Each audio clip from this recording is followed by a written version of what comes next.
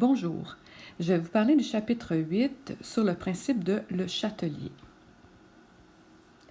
Les réactions peuvent être réversibles ou irréversibles. Alors si on regarde la flèche au centre après H2 plus I2, la flèche a seulement un sens, c'est une réaction qui est irréversible.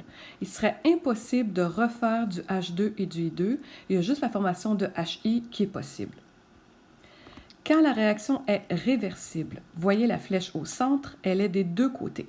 Ce qui veut dire qu'en permanence, on peut produire CH4 et O2 et on peut produire CO2 et H2O.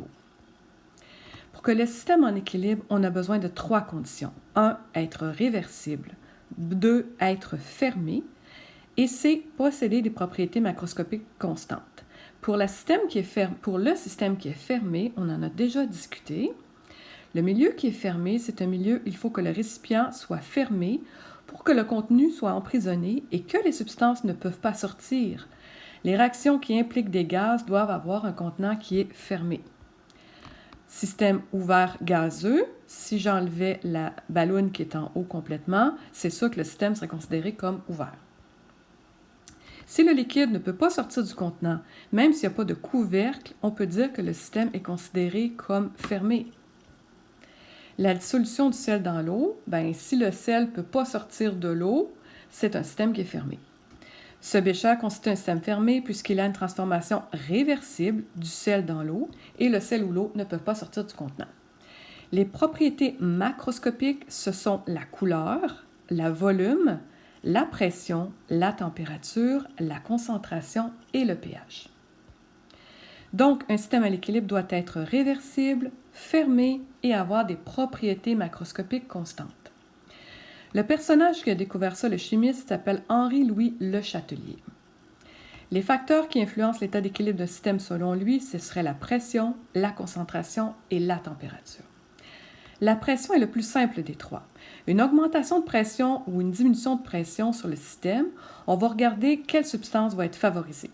Donc, si on a du N2, H2 et du NH3 en permanence dans le contenant.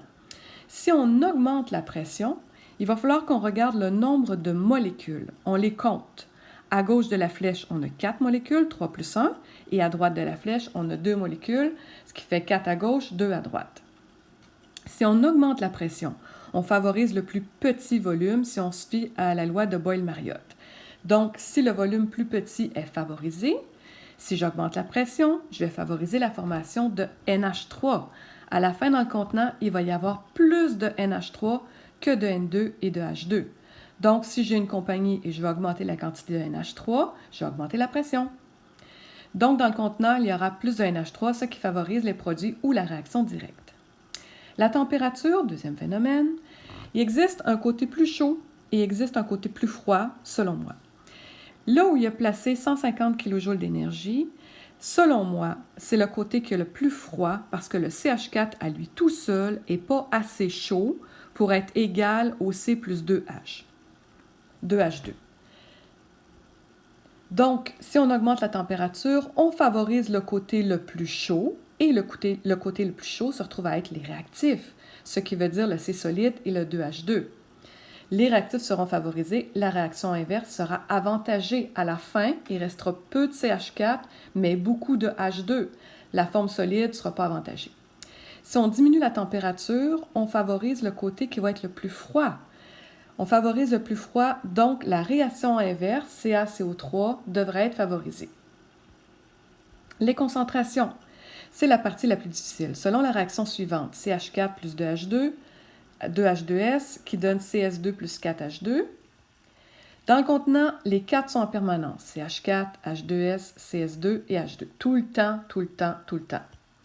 Dans le même bécher, j'augmente la concentration des réactifs. Nécessairement, les produits vont être formés. Si j'augmente la concentration des produits, ça va faire plus de réactifs.